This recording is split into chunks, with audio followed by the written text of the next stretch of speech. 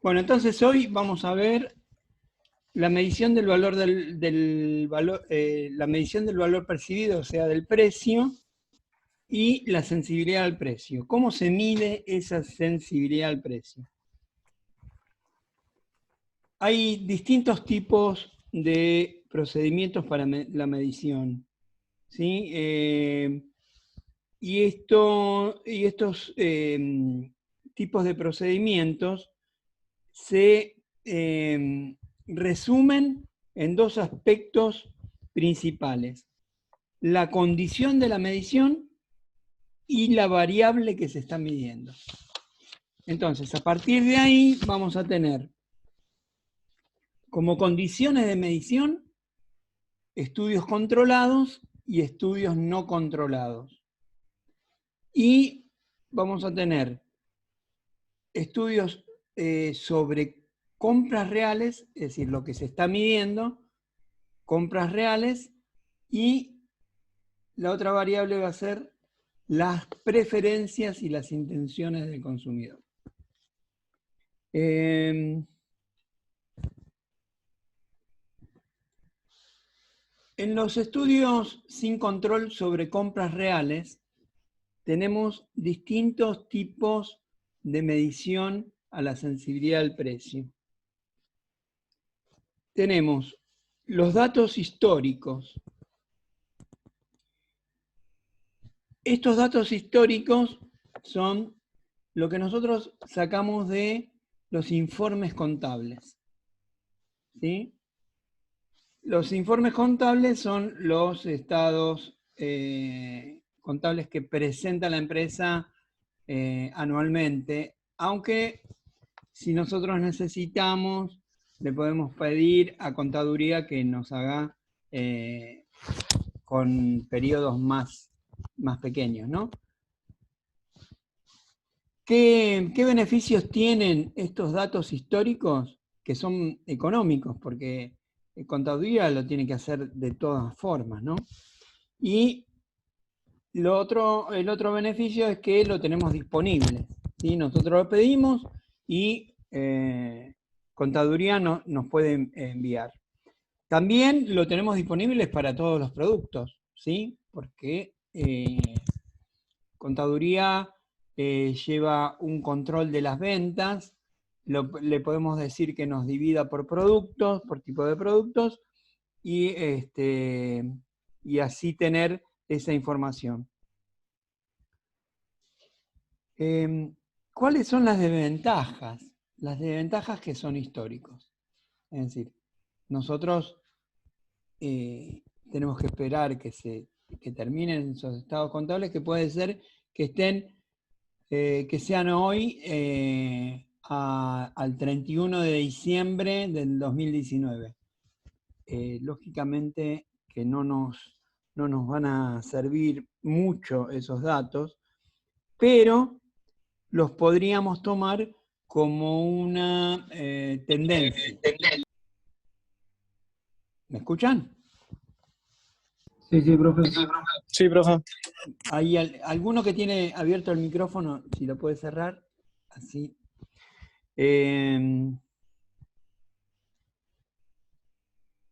Entonces, habíamos quedado que los datos históricos son económicos, están disponibles para todos los productos, pero están desactualizados. Lo que lo podemos usar es para una tendencia.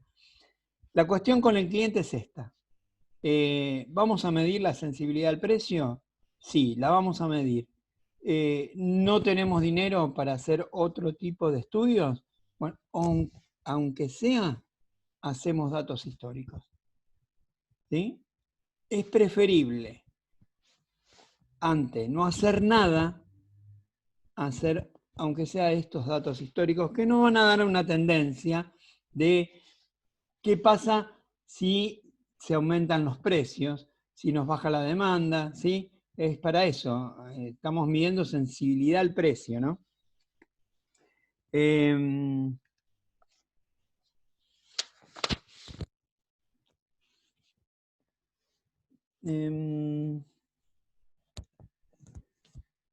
Otro estudio son los datos de panel. ¿Ustedes saben lo que es un panel?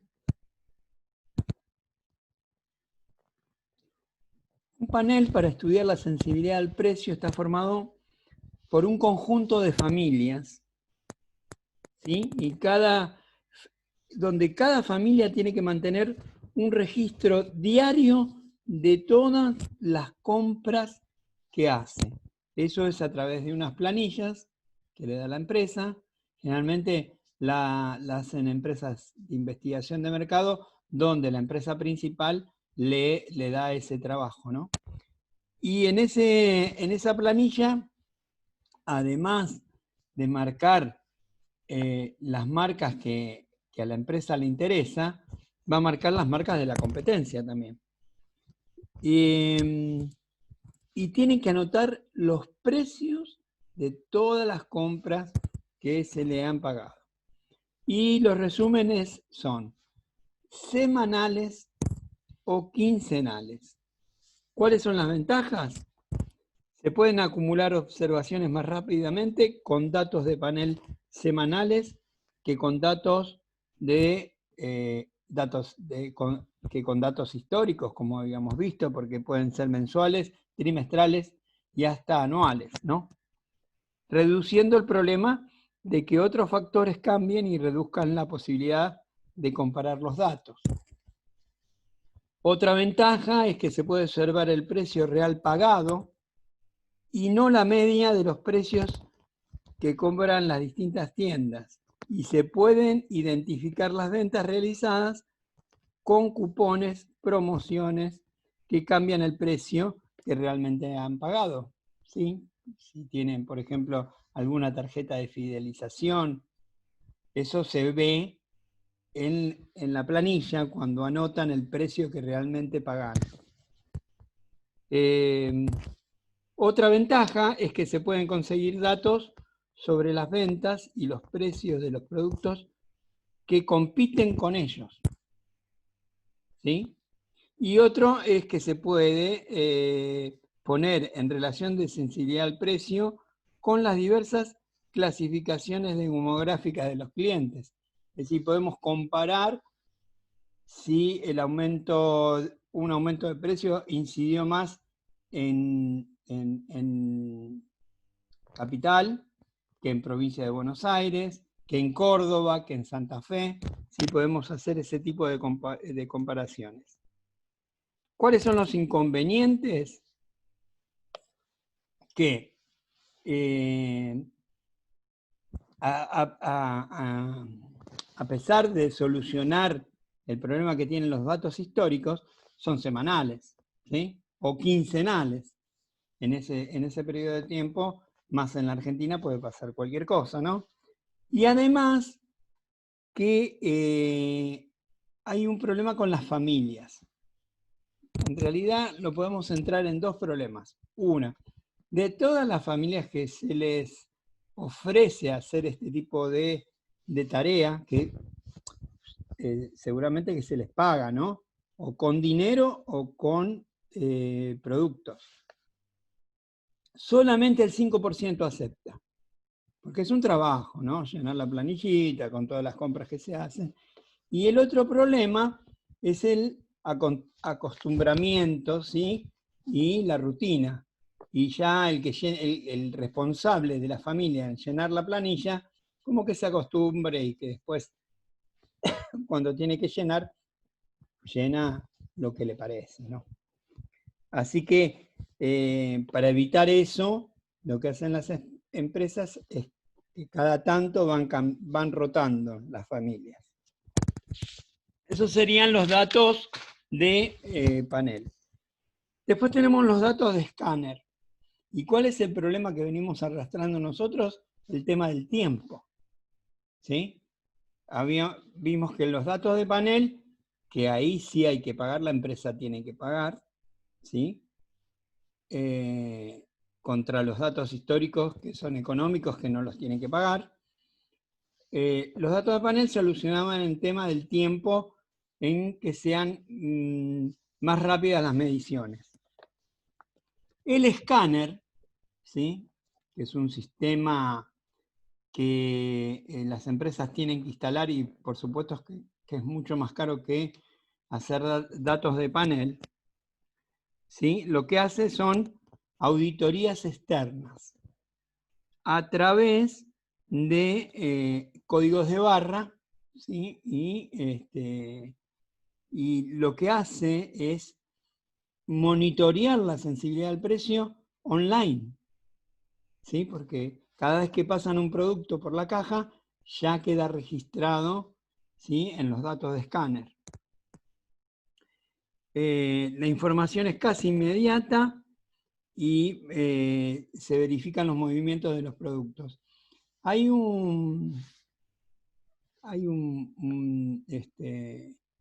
sistema, ¿sí? que tienen los proveedores con los minoristas, que se llama EDI, que es transmisión electrónica de datos, donde cada vez que un producto pasa por el escáner, se verifica el stock del punto de venta. Entonces los proveedores optimizan, ¿sí? El lote que se les va a enviar a los puntos de venta, porque los tienen controlados a través de ese sistema.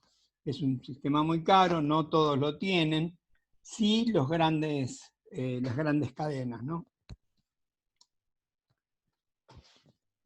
Hasta acá, ¿alguna pregunta sobre estos estudios sobre compras reales?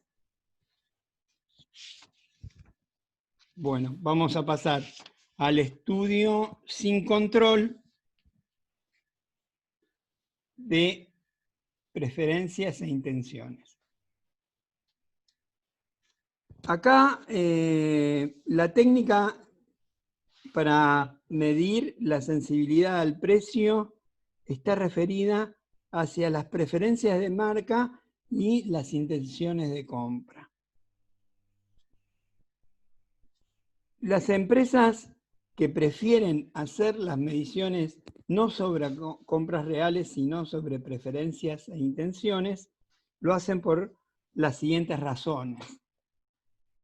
Los datos de una encuesta cuestan mucho menos que la recopilación de datos de compra. Segundo, los datos de una encuesta se pueden medir para bienes duraderos como los automóviles, por ejemplo, para los que no resulta práctico realizar experimentos en tiendas o en laboratorios, ¿sí? A través de cámara Gesell. Y tercero, los datos de la encuesta se pueden recopilar incluso antes de haber diseñado el producto, cuando la información es más valiosa para determinar cuál será el desarrollo del mismo. Y por último, se pueden recopilar rápidamente los resultados. Esas son las ventajas que tiene este tipo de estudios sobre preferencias e intenciones. El problema es que muchos consumidores ofrecen respuestas que no son una garantía muy confiable. ¿Por qué? Porque pueden generalmente, y más con el precio, ¿no? Pueden mentir, como diciendo, sí, yo lo compraría a tal precio, y en realidad no lo comprarían, ¿sí? O por ahí sí lo comprarían y están negociando el precio, le ponen un valor menor al que realmente está percibido, ¿no?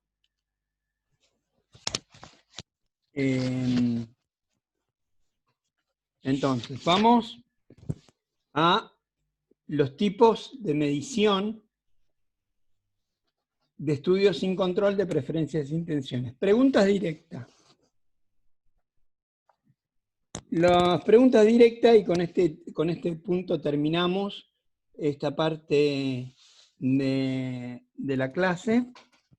Las preguntas directas desencadenan generalmente un comportamiento de negociación.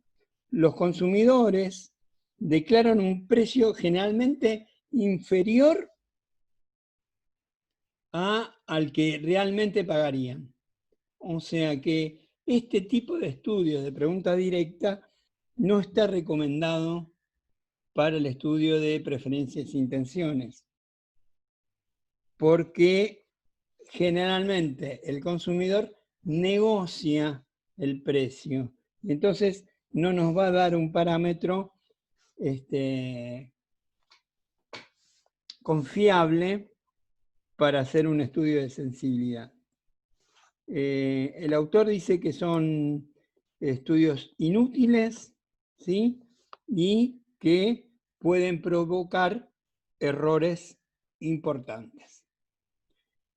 Entonces, dejamos acá y en la segunda parte seguimos con el resto de los estudios.